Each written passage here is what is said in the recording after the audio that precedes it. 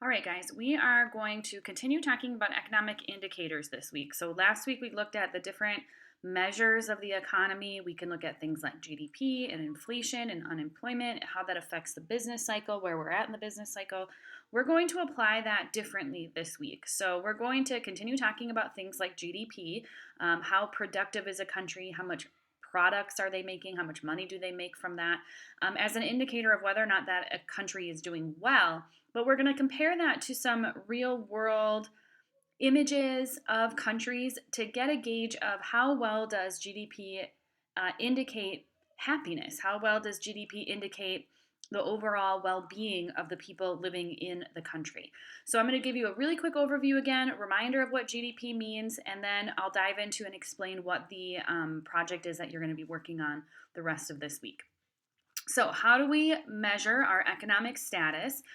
This is what we've been talking about. This is what we talked about in the last unit. One way to measure how well an economy is doing is through gross domestic product, our GDP, which is the value of all goods and services produced in a nation in a given time, which is usually 1 year. So, depending on how many goods and services a country is making, that is an indicator of how well off they are. If you're making lots of goods and services, it means that there are a lot of jobs available, people are making money. It also means that people are purchasing those goods and services, and so the country overall is doing well when GDP is high. The economy is declining, or if you have a really low GDP, that could be a measure that your economy overall is not very good, or the people in your country aren't very good. There aren't a lot of jobs. There's not a lot of people who are earning money. So it is a good indicator to say this is how well an economy is in a specific country. Per capita GDP is the GDP per person. So if you took the entire GDP and you divided it by the population, it gives us a general idea of how well off each individual is. So in the United States, GDP is measured in the billions, and our GDP per person is in the tens of thousands, okay? 50,000, 60,000 per person. If you took that whole GDP and you distributed it to every single person.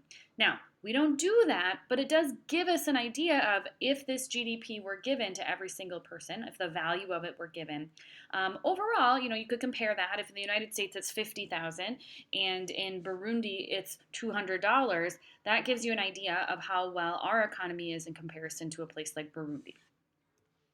So when we measure GDP, remember that it includes the consumption of all goods and services, durable and non-durable, meaning the final product of something. So remember we talked about you're looking at the goods in their final form, not in their intermediate form. So you're looking at the shirt, not the fabric used to make it. So you're adding up all the shirts and cars and everything that the United States is making, but not the materials used to make them.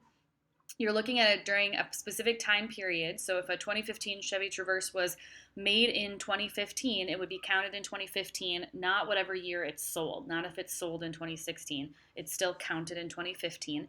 And it has to be produced in the country. So it can't be made in another country by US companies. It has to be within our borders. Okay, so even if it's a United States company, but they're producing it in China, it is not considered part of the GDP. Okay, and then we know, as we talked about before, it also does not include imports. So if we're importing goods of things that are made by Chinese companies in China, we would subtract those from the GDP because they are not made by the United States. Okay, things that you looked at that are not included in GDP, anything that's not done in a market. So if you take care of your own children, if you do your own home repairs, if you change your own oil, if you mow your own lawn, those are things that are all valuable and they have value to them. You could hire someone and pay someone to do those activities, but because you're doing them yourself and you're not paying yourself to do it, we don't include that in the GDP. So there's lots of activities that we do in our everyday life that are not included. Illegal activities, things that are paid under the table, or even just things that aren't officially recorded. Maybe you are you've got a wood shop in your garage and you're making things and selling them just on Facebook Marketplace. Those types of things would also not be counted in GDP. And it also, and the key thing that we're going to be looking at, it does not measure quality of life. It doesn't show how well goods and services are distributed. And it doesn't show us how happy people are. So if GDP is high, does that mean that the standard of living and quality of life is high? Does it mean that it's distributed equally? And even if you look at the United States, you can see there's a different distribution of wealth in the United States. Some people have lots and lots and lots and lots of money and resources at their disposal, and there are millions of people who do not.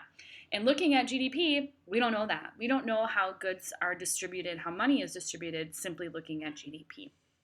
So what you guys are going to do is look at some other economic measures that also can tell us something about quality of life and how well off people are and how happy they might be.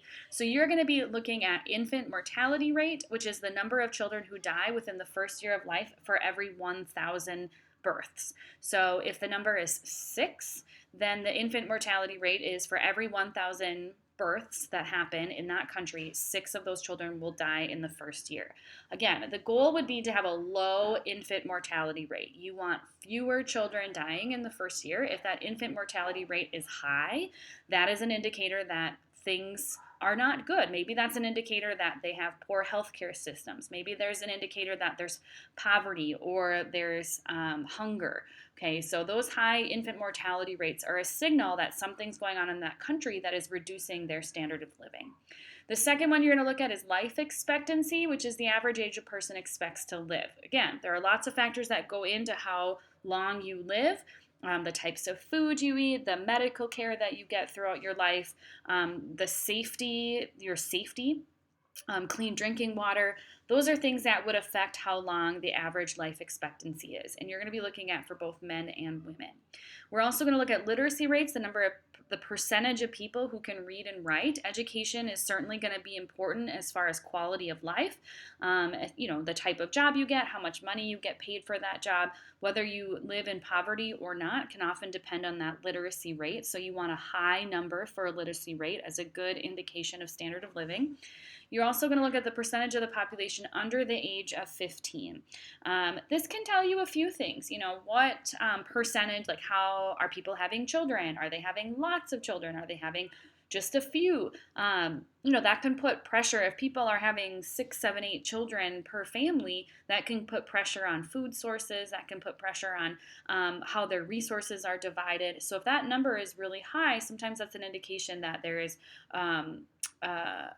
an unequal distribution of wealth in those countries.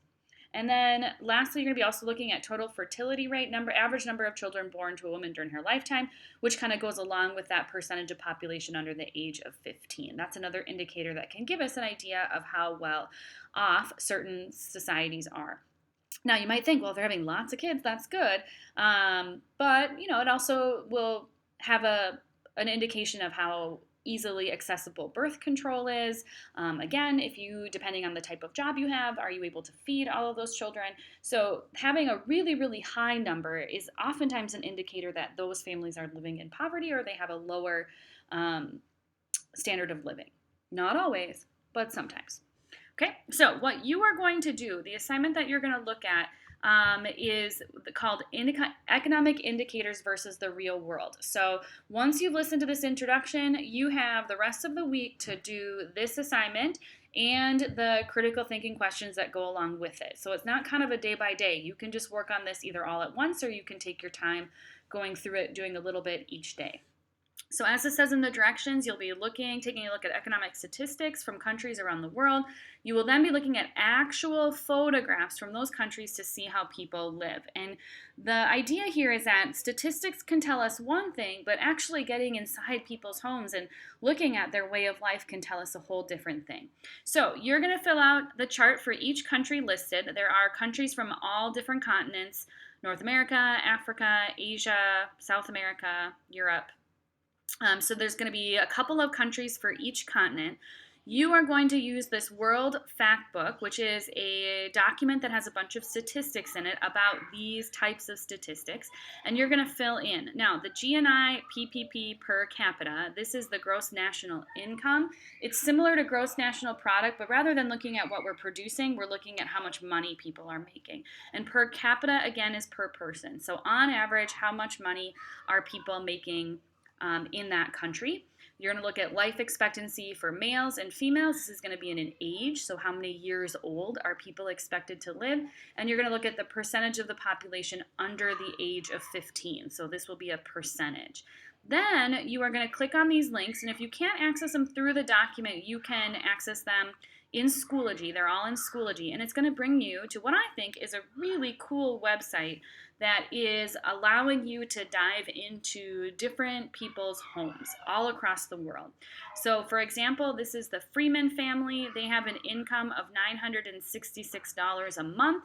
If you can read about who they are, the types of jobs, where they live, if you click on read more, it'll give you some more information about how they spend their money, what their house is like. And then if you scroll down, you're going to see examples of their house. And it's going to show you, and for us looking at the United States, it's like, well, okay, this looks like an everyday house. They've got bathrooms and kitchens and closets, and but they get really detailed in these, because you will see there's big differences between what a kitchen looks like in North America versus what a kitchen looks like in Africa. So you're going to go through, look at the pictures, and then also look at what their most loved items are, things they want to buy, or look at their table of food. So there's going to be other pictures that I want you to zero in on, and try to kind of gauge, what does this tell us about their life? What does this tell us about their standard of living? What does this tell us about how happy or satisfied in life they are? There's different things we can gauge other than just the statistics. Okay, once you've completed that, then there's a set of critical thinking questions. As I said, you're going to look at your data, look at what the pictures were telling you, and then analyze the differences, the different types of information you get from the data versus the types of information that you get from the pictures. As always, if you have any questions, let me know. And again, you've got all week to work on these two things, to go through the data, through the pictures, and then answer the questions. I'll talk to you guys soon.